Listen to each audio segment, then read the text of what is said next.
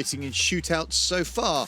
So let's hope for more of the same as New Zealand take on Austria.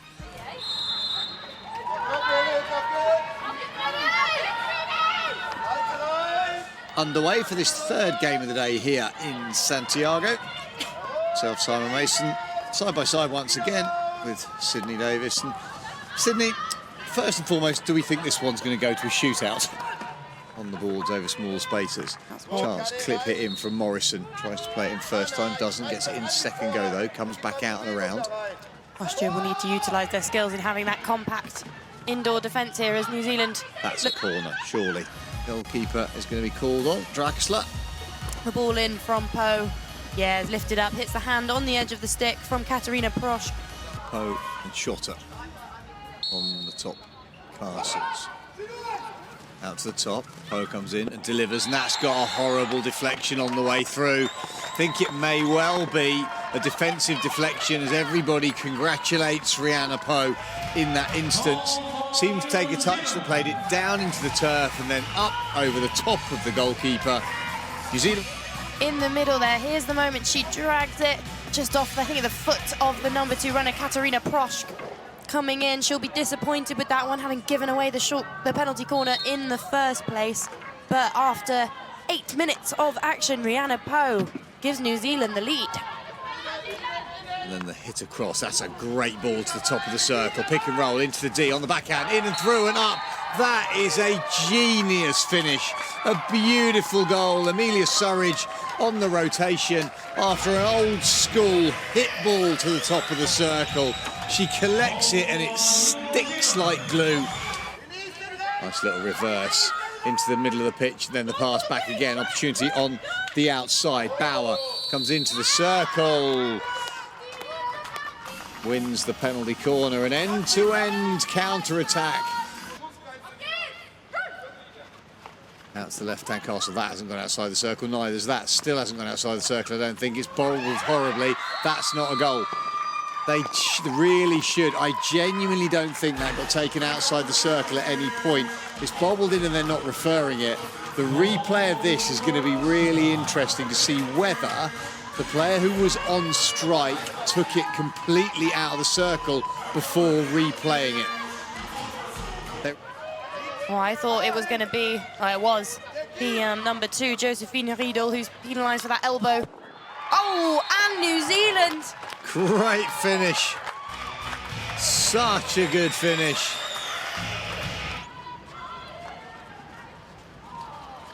Glancing ball in, it's enough to change the angles. Hit the post, it still comes back into play.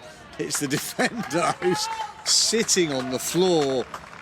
Plugsch is just unable to get herself out of the way. I don't know how she would have got herself out of the way, to be honest, but the little deflection changes the angles. Ball into the circle. New Zealand right on the front foot. Once again, right-hand castle, that's a better routine. Slip back and through and change of angle. That is a lovely attacking move.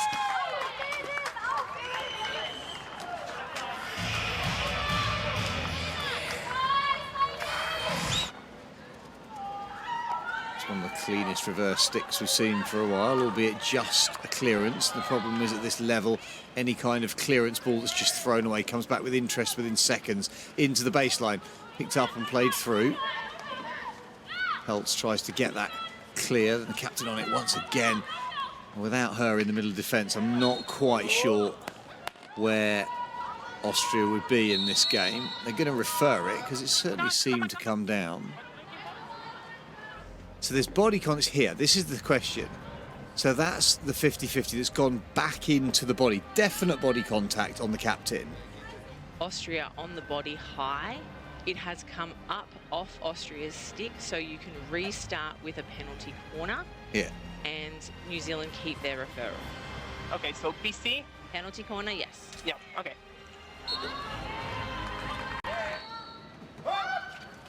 All the way across. Poe comes in, takes it behind her back to the injector, then a chance up and in.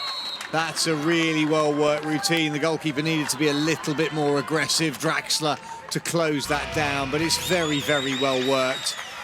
Otherwise, if your opponent gets too close to you, then there's that sort of almost immediate contact point into the circle. Feet round, opportunity to get it across goal, and that's a beautiful deflection.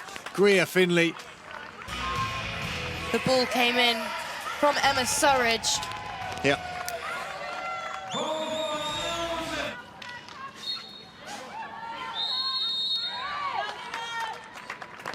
Oh, and New Zealand win the penalty corner.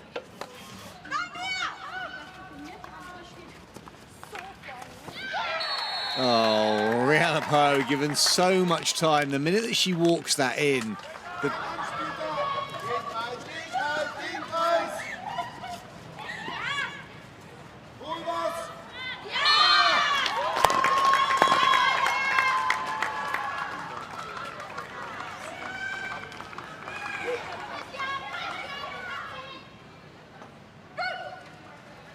out to the top of the circle. That is a lovely stop.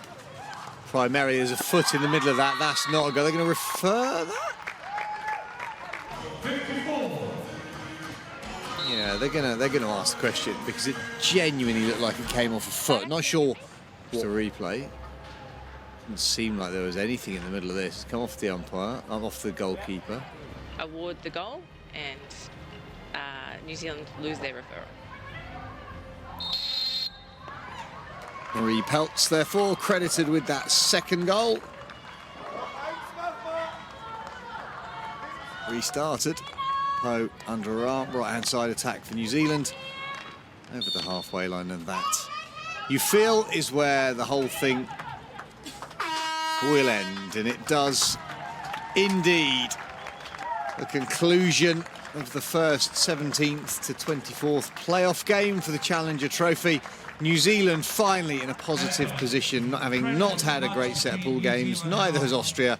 A difficult first week for the competition. However, coming into this, it's New Zealand with a more positive outcome. At full time here in Santiago, it's New Zealand 7, Austria 2. New Zealand progress to the top 4 of that 17th, 24th. Austria drop into the bottom 4. Sydney, fair result? Yeah, I think so. New Zealand started with certainly the more attacking intent, knocking up 4 goals in that first half. Austria didn't let them have it all their own way, though.